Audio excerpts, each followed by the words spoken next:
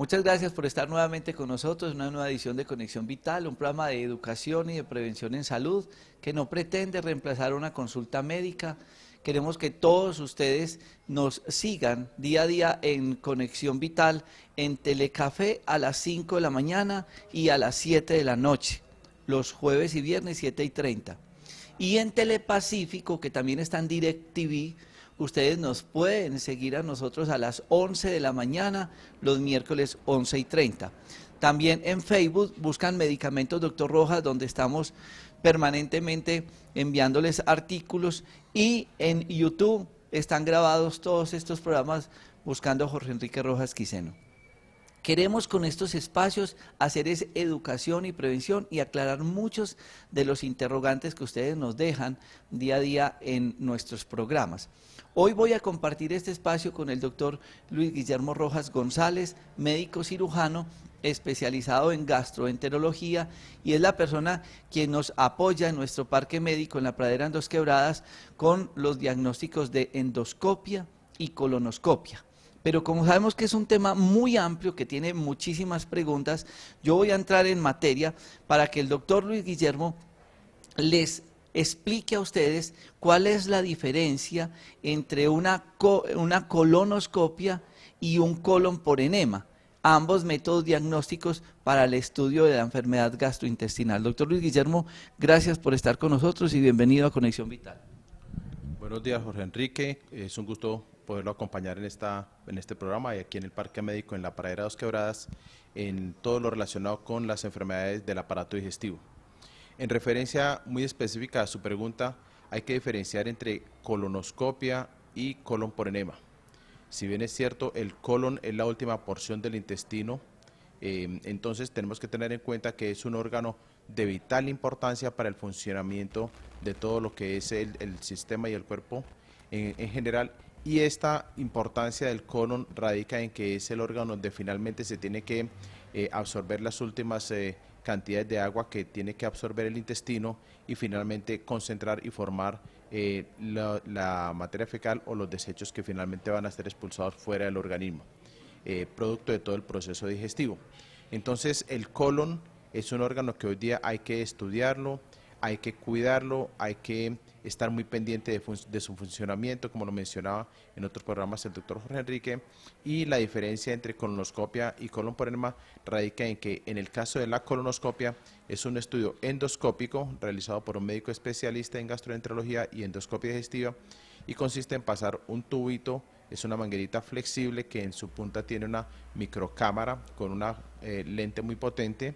Este se introduce a través del orificio anal y se hace todo el recorrido en forma retrógrada, o sea, iniciamos por el recto, luego pasamos por el colon descendente, finalmente avanzamos hacia el colon transverso y finalmente llegamos hasta el colon derecho.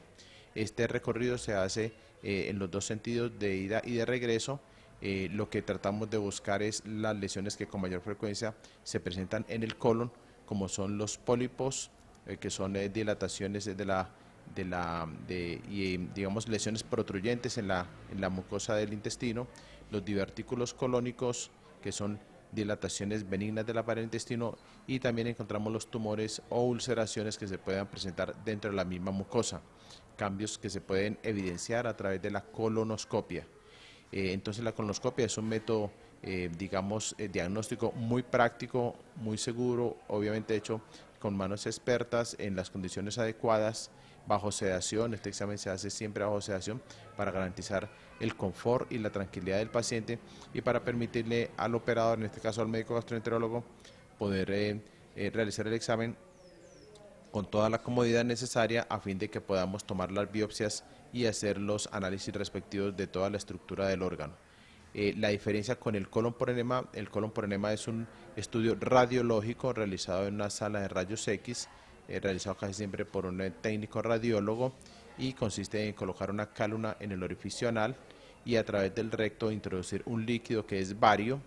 Es un líquido que genera contraste, y luego de que el colon está lleno de este bario, poder realizar las tomas y las placas radiográficas que nos orienten cómo está la estructura del colon. Podríamos decir que el colon por enema debe ser un método complementario a la colonoscopia. o alternativo cuando no se puede realizar una colonoscopia. Los dos exámenes se utilizan para el estudio del colon. La ventaja de la colonoscopia es que nos permite tomar biopsias y la toma de biopsia nos va a hacer un gran diagnóstico diferencial para las lesiones que se presenten en un momento dado que requieran diagnósticos diferenciales. Es muy importante que ustedes tengan muy presente esta diferencia porque la gente dice es que yo sufro del colon, porque refieren cierta sintomatología y ante esa duda casi que llegan a la consulta y dicen yo quiero que me hagan un examen del colon. Entonces es muy importante que ustedes entiendan estos dos tipos de estudios.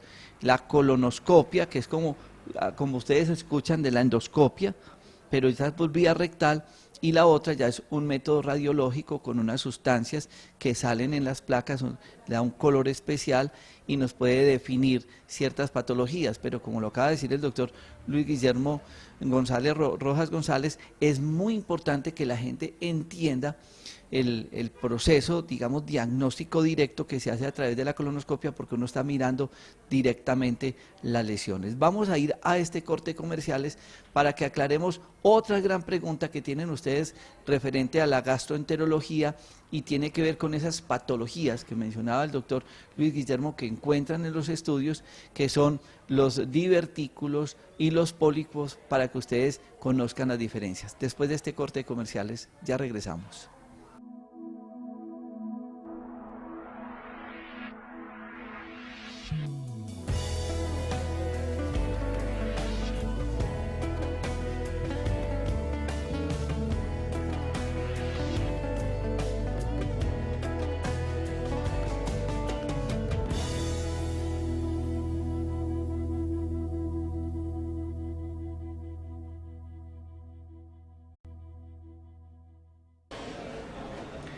Yo sé que muchas personas les entregan los resultados de los exámenes y a todos nos aflora la curiosidad y uno mira, entonces, y escuchamos con frecuencia decir que fulano de tal tiene pólipos, que tiene un divertículo y otras patologías que encuentran los gastroenterólogos cuando hacen una colonoscopia.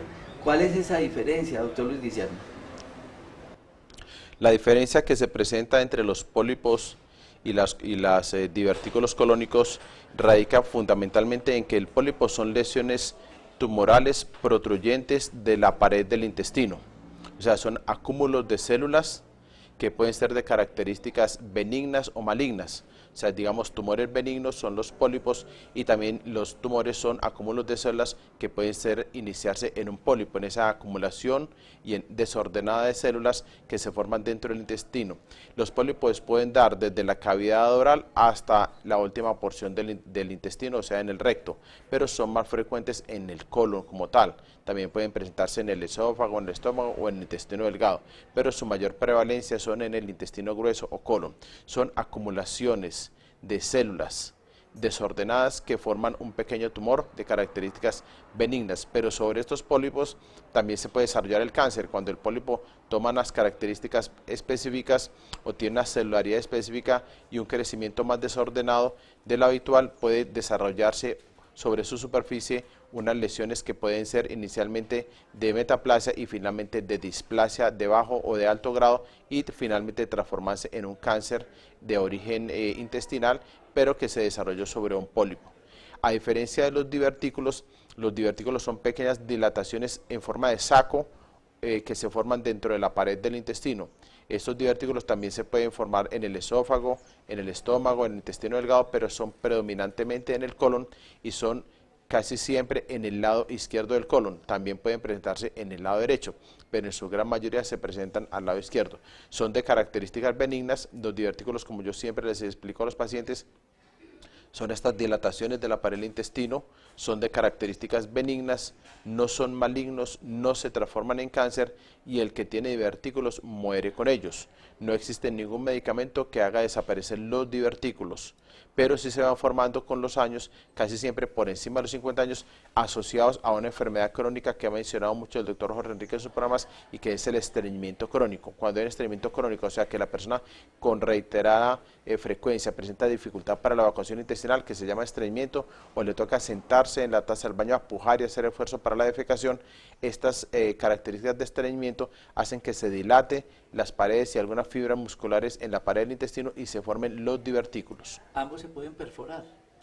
El divertículo se puede perforar como tal, ¿sí? Y es lo que suele suceder cuando el paciente tiene una hemorragia intestinal baja, caracterizada por expulsión de sangre fresca o sangre muy rojita, de características muy rojas a través del orificio intestinal, o sea, a través del orificio rectal.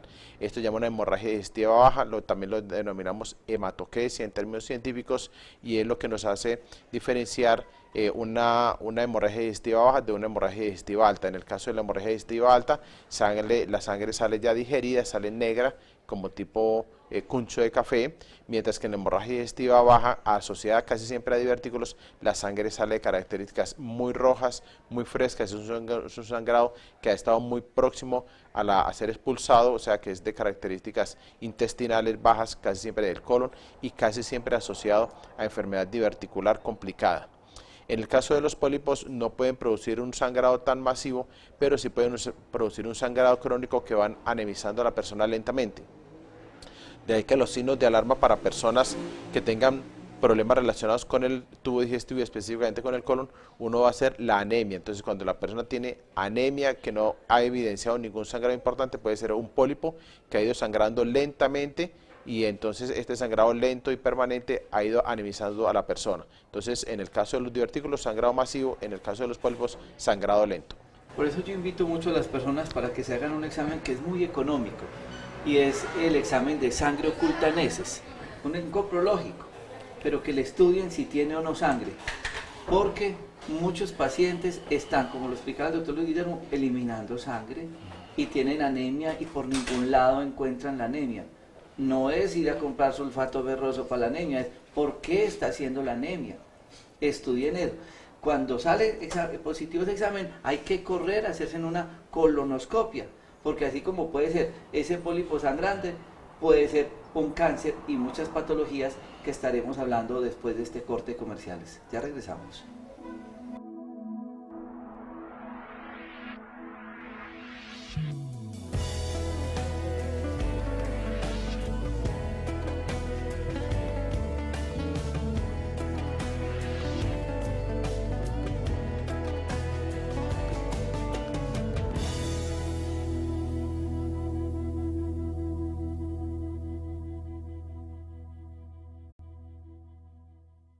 Podría decir uno que lo más frecuente se puede encontrar en la colonoscopia y en el mismo colon por enemas, que aparezca esas bolsitas, esos bolsillitos, que es el divertículo, o aparezca esa protrusión o esa tetica que sale hacia el intestino grueso, que es el pólipo.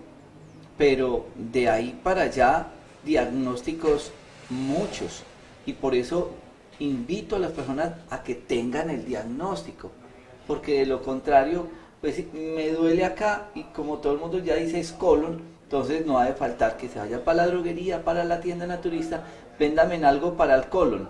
A eso fueron y eso le venden, pero sin un diagnóstico.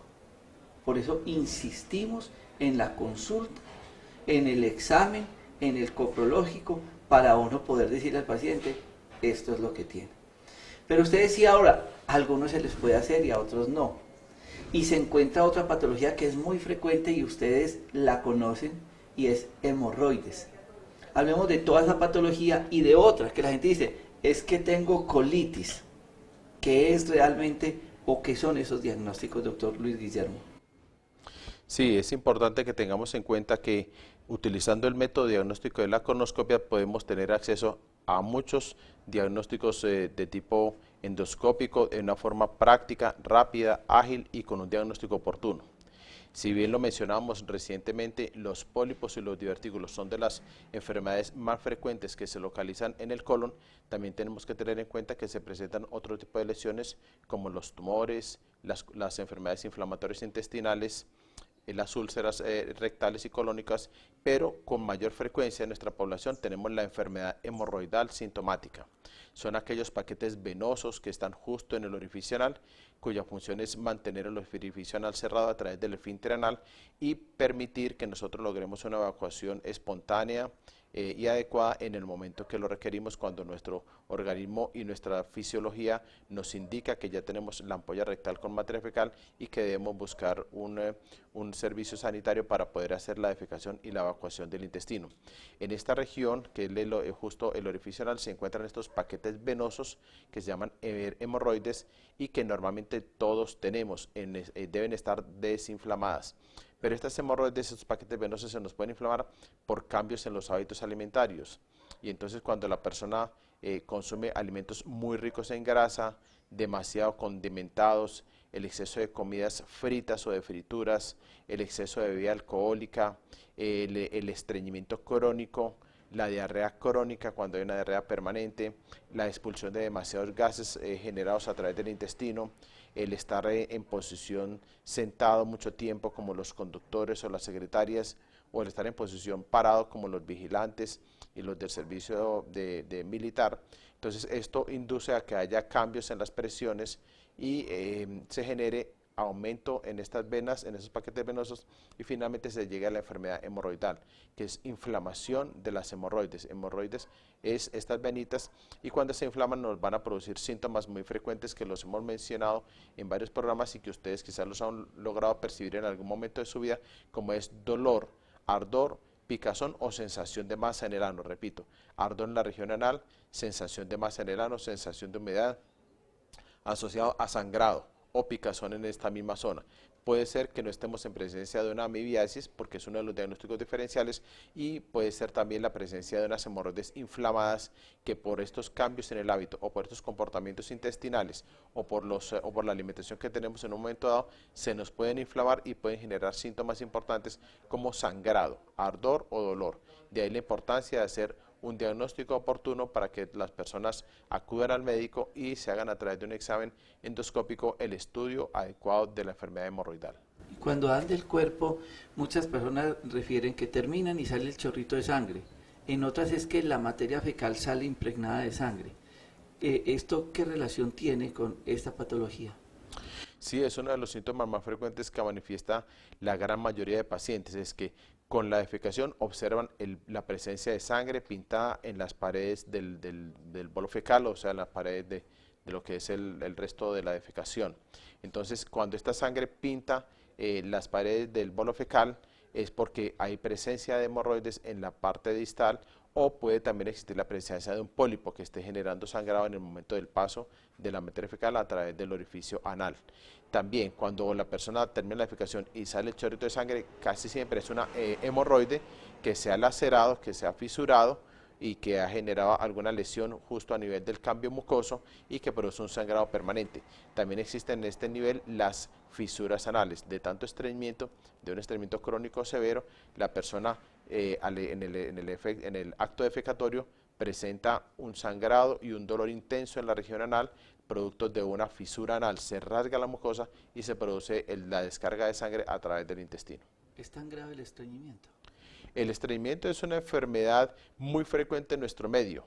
Digamos que si bien la gente no le va a generar la muerte el estreñimiento, pero sí le va a generar una inmensa alteración en su calidad de vida. De ahí la importancia a que tengamos un adecuado hábito evacuatorio intestinal, a que combatamos el estreñimiento, primero a través de una dieta adecuada, del ejercicio, de una dieta bien balanceada, y que cuando tengamos dificultades, aparte de estas medidas higiénicas, podamos acudir al médico para hacer un estudio adecuado del funcionamiento del colon. El doctor Luis Guillermo Rojas González, gastroenterólogo, quien nos apoya en nuestro parque médico con el diagnóstico de endoscopia y colonoscopia. Los invitamos para que ustedes puedan resolver muchas inquietudes, nos las pueden dejar en Facebook buscando medicamentos Dr. Rojas o contactarnos al teléfono 330-3975 en nuestro parque médico para resolver todas estas inquietudes con respecto a la gastroenterología. A todos ustedes muchas gracias por compartir este espacio.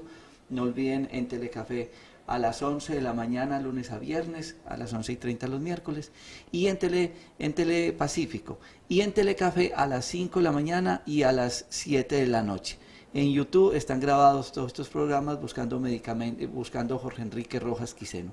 Muchas gracias por compartir con todos nosotros un día más de Conexión Vital.